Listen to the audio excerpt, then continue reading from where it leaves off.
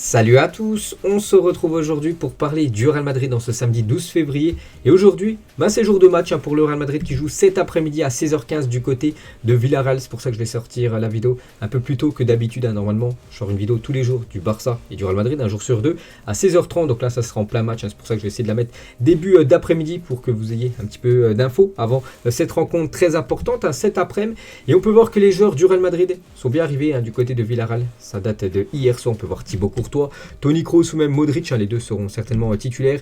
Carvajal aussi est bien présent avec le groupe du Real. Marco Asensio en train de dédicacer un maillot pour une jeune supportrice madrilène.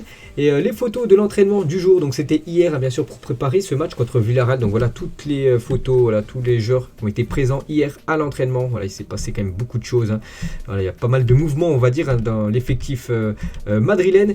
Et on peut voir le groupe du Real pour ce match cet après-midi. Donc Benzema et Ferland Mendy sont absents. Voilà, de ce groupe, ils étaient incertains depuis quelques jours, donc voilà, c'est officiel, ils ne seront pas présents pour ce match cet après-midi. Donc les deux Français poursuivent leur récupération.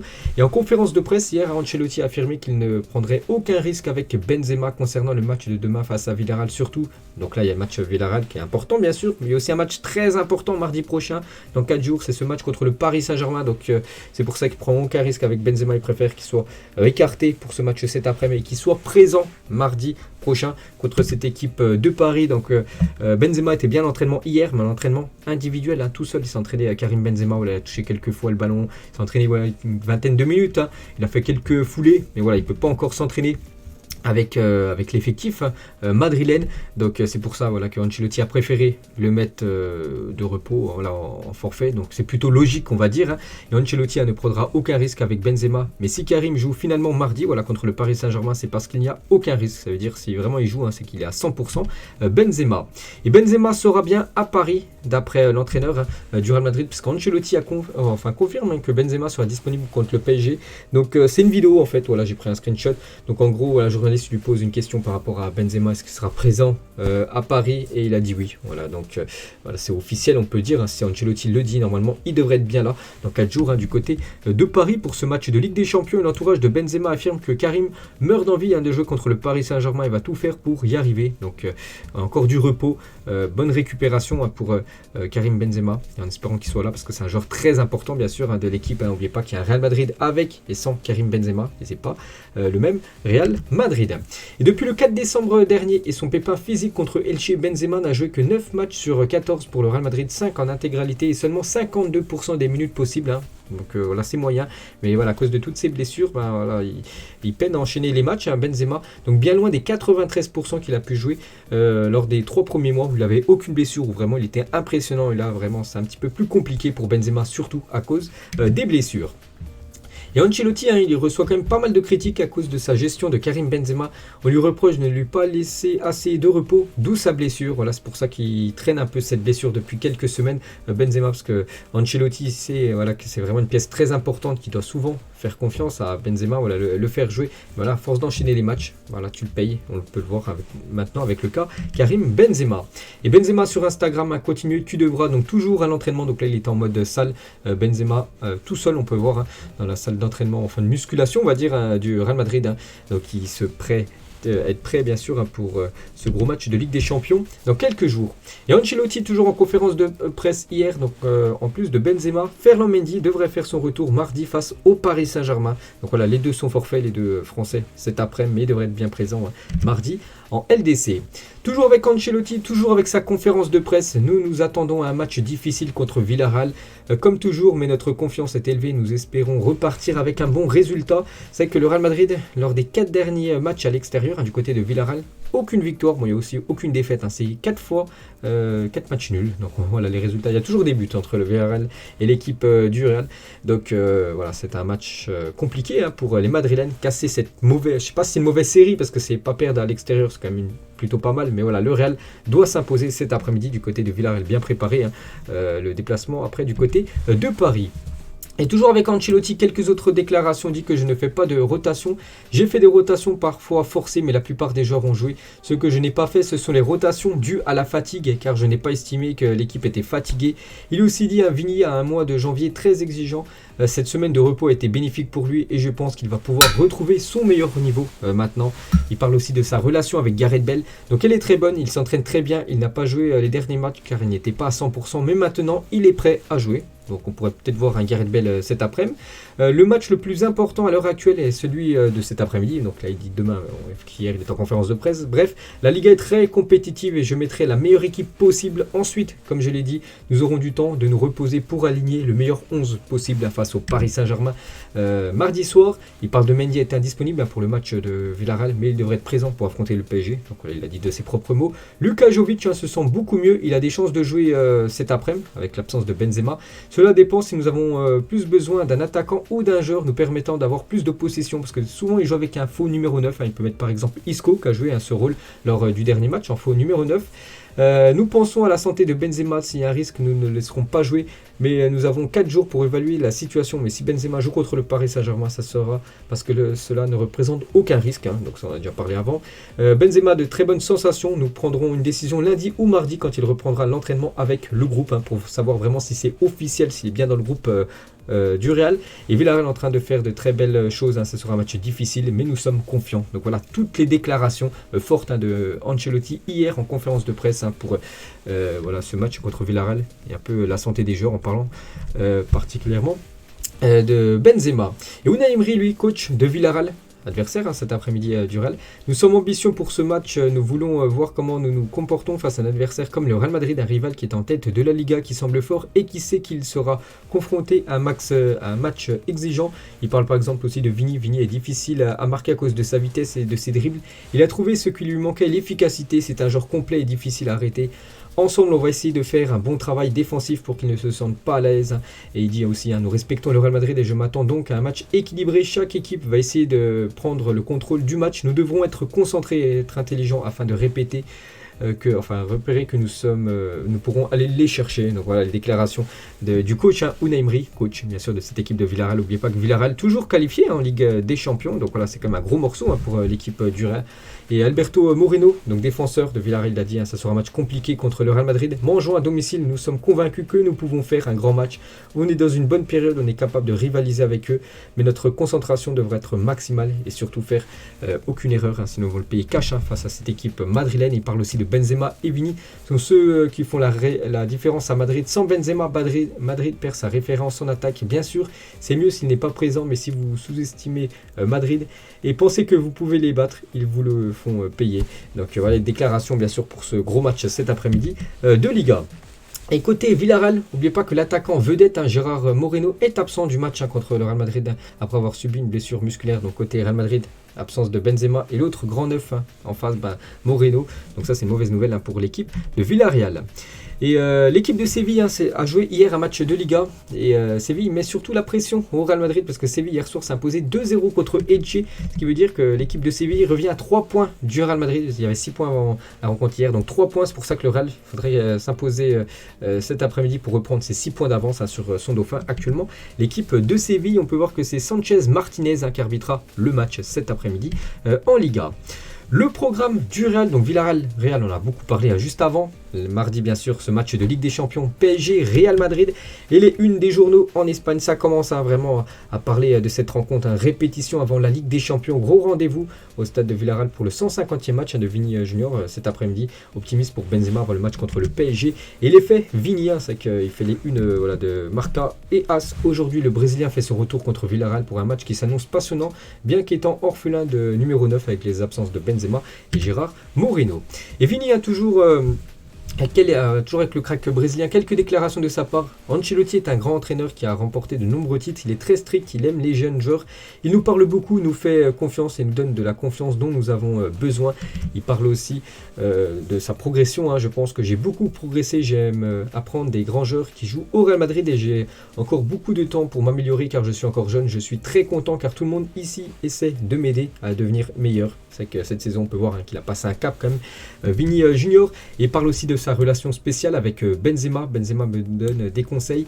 C'est une personne formidable et un joueur incroyable. Il est différent des autres et apporte beaucoup à notre équipe. Quand il n'est pas sur le terrain, on ressent son absence. Donc à voir cet après-midi ce que ça va donner une nouvelle fois le Real Madrid sans Karim Benzema. Et Pochettino, donc coach du Paris Saint-Germain sur Benzema, en préparant le Real Madrid et en les analysant, beaucoup de choses sont prises en compte si Benzema jouera ou non. Donc voilà, côté Real Madrid, pour l'instant, voilà, normalement il devrait être présent, bien sûr, Benzema, je vous l'ai dit juste avant. Et voilà, il parle aussi. Il a fait quelques autres déclarations, Pochettino, et pourquoi pas entraîner plus tard le Real Madrid. L'entraîneur du PSG s'est entraîné, le Real Madrid est toujours un objectif, j'avance pas à pas. Je pense qu'il faut profiter de ces moments, mais nous ne pouvons penser à ce qui va arriver. Seul le football le décidera, nous sommes concentrés à 200% sur le Paris Saint-Germain. Il dit aussi le Real Madrid, de par son histoire et cette force interne, qui en tant que club, pour avoir remporté 13 Coupes d'Europe, est un adversaire qui doit toujours être respecté au-delà des joueurs qu'il y a sur le terrain. Donc voilà une petite déclaration de Pochettino, le futur adversaire du Real en Ligue des Champions. Le Paris Saint-Germain jouait hier un match de Ligue 1 et ils ont bien préparé ce match parce qu'il y a eu victoire. Bon, j'ai regardé le match côté PSG hier. Bon, ça a été une nouvelle fois brouillon. Maintenant, à voir ce que ça va donner mardi pour ce match tant attendu.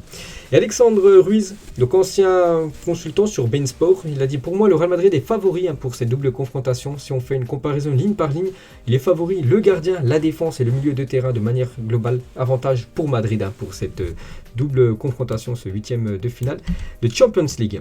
Et Florentino Pérez, donc le président du Real Madrid, et Nasser, le président du Paris Saint-Germain, dîneront ensemble ce lundi 14 février, donc là après-demain, la veille du match PSG Real. Donc peut-être un dîner de la Saint-Valentin, vu que lundi c'est la Saint-Valentin. Donc voilà, dîner entre les deux présidents de ces deux grosses équipes européennes.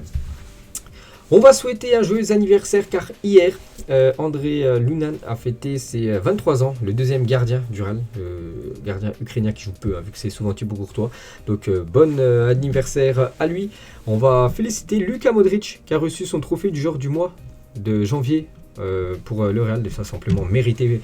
Avec le travail, les sacrifices que je fais chaque jour, vient la récompense et c'est pourquoi je me sens si bien. J'espère continuer comme ça jusqu'à la fin de la saison. Donc voilà la déclaration de Luka Modric. Il a aussi dit je ne sais pas vraiment jusqu'à quelle année je vais pouvoir jouer, sûrement jusqu'à mes 40 ans. N'oubliez pas qu'il a 36 ans, il va bientôt fêter ses 37 ans. Modric, on verra bien, je dois y aller pas à pas. Je me sens bien physiquement, ce qui est important, mentalement aussi. Je suis dans un très grand club, bien sûr, cette équipe madrilène. Et une photo de Modric avec Toni Kroos, les deux seront certainement titulaires cet après-midi. Voilà, s'il n'y a pas de blessure avant. Pour ces deux-là, on revient, c'est en 2006, donc Van Nistelrooy, ancien grand joueur de cette équipe du Real Madrid, débarque au Real Madrid pour à peu près 15 millions d'euros. Donc 96 matchs en tout du côté de la Casablanca pour quand même 64 buts. C'est un sacré ratio. Il a remporté 2 fois la Liga, 2 fois la Super Coupe d'Espagne. Il a remporté le trophée Pichichi. Donc en gros, il a été meilleur buteur lors de sa première saison du côté de Madrid. Il y a 93 ans, quasiment jour pour jour, vu qu'on est le 12 février, c'était le 10 février, donc c'était avant-hier. Donc c'était en 1929. Et le Real Madrid disputait le premier match de Liga de son histoire. Un départ réalisé face à Europa et marqué par une victoire claire et nette 5-0 de la Casablanca. Le début d'une aventure, le début d'un règne, bien sûr. C'était 93 ans, quasiment jour pour jour, la première rencontre du Real Madrid en Liga. Et en plus, ça s'est clôturé avec une magnifique victoire, une Manita 5-0. Le stade du Real Madrid, ça avance. Le nouveau Bernabéu, voilà, quelques photos, enfin surtout une photo que j'ai vue sur le Twitter officiel du Real Madrid. Regardez le toit qui commence à être mis, on peut voir toujours beaucoup de grues autour du stade. Il commence vraiment à être dessiné là, vraiment il est magnifique ce stade qui sera prêt normalement l'année prochaine, enfin début d'année prochaine. On va parler de Erling Haaland, niveau mercato, le Real. Voilà, aimerait le recruter. Et le Real Madrid aurait informé Erling Haaland qu'il ne pourrait pas le recruter cet été, mais plutôt à l'été 2023. Donc en gros, ils ont fait une demande spéciale, on va dire, à l'attaquant norvégien. Donc le Real Madrid fait confiance à Benzema. C'est pourquoi ils ont dit à Haaland de rester au Borussia Dortmund une saison de plus afin qu'il remplace Benzema en 2023. Donc l'année prochaine plutôt. Le Real est la priorité d'Haaland et il n'a pas encore décidé de rester une saison de plus ou quitter Dortmund cet été. On parle beaucoup de Haaland, normalement qu'il devrait quitter cette équipe de Dortmund. Mais pourquoi pas rester une saison de plus du côté de l'Allemagne, c'est envisageable pour l'attaquant norvégien. Et du coup, le Real serait vraiment très content qu'il reste en Allemagne, comme ça il pourrait essayer de le recruter en 2023 pour remplacer Karim Benzema. Quelques déclarations de Nicolas Anelka, voilà, qui avait ancien joueur du Real Madrid, il dit que son intégration a été compliquée quand même du côté de l'Espagne le premier jour. Eto'o vient me voir et me dit de faire attention aux anciens parce qu'ils ont été voir le président pour lui demander pourquoi ils ont pris Anelka alors qu'il y a Fernando Morientes, ancien attaquant du Real. Quand on me dit ça, je sais que ça va être très compliqué du côté du Real. Il a aussi dit c'est très difficile dans le vestiaire du Real Madrid le premier jour, je n'ai pas de place attitrée. Tous les joueurs me disent ça c'est ma place, je dois attendre qu'on me donne une place. À ce moment-là, je me dis qu'est-ce que je fais là du côté de Madrid. Il a aussi dit à la suite au Real Madrid a prouvé que c'était un enfer. À ce moment-là, c'était compliqué avec beaucoup d'Espagnols. J'arrive dans une famille, dans un grand club avec beaucoup de pression. Il faut que je le prouve maintenant sur le terrain, voilà, qui peut appartenir à ce grand club qui est le Real Madrid. Est-ce que ça a changé avec l'arrivée de Del Bosque parce que l'ancien coach le faisait très peu jouer et du coup Del Bosque a remplacé l'ancien coach au Real Madrid. Donc il a dit non, ça n'a rien changé. À chaque fois que je suis pas bien, on me remet sur le banc. Quand tu es attaquant, tu as besoin de confiance bien sûr et surtout de marquer. Il parle de la finale de la Ligue des Champions avec le Real Madrid. Donc elle a plus de valeur à mes yeux que l'Euro 2000 avec l'équipe de France car j'ai été décisif et j'ai senti que j'avais fait quelque chose pour le club. C'est un peu grâce à moi que le Real Madrid gagne la Ligue des Champions 2000. Non, c'était pas 2000, c'était avec l'Euro 2000. Après, je sais pas c'est quelle Ligue des Champions exactement qu'a remporté Nicolas Anelka. Et voilà, il a été décisif lors d'une finale et il parle de Mbappé. Un autre Français qui pourrait peut-être être futur joueur du Real. Je pense que Mbappé sera au Real Madrid la saison prochaine. Je ne suis pas dans sa tête, mais il est possible que Kylian souhaite de toutes ses forces battre le Real Madrid pour pouvoir ensuite partir la tête haute du côté de l'Espagne. On peut voir aussi les premiers débuts de Raúl. Donc lui aussi les gars, ça a été plutôt convaincant sur ses débuts avec le Real Madrid. Quand mon père est rentré du travail, il m'a demandé si j'allais jouer avec les jeunes. Je lui ai dit que j'allais jouer avec l'équipe première du Real Madrid. Surpris, mon père était alors incapable de manger la soupe. Il y avait du dîner, je voyais en bus jusqu'à Saragosse, sachant que je serais titulaire. Valdano pensait que je serais nerveux, mais c'est arrivé seulement le jour du match. Je ne savais pas ce que allait se passer face à Saragosse. J'ai eu beaucoup d'occasions nettes et je les ai toutes manquées. Bon, voilà, il avait mal commencé, on va dire, son premier match.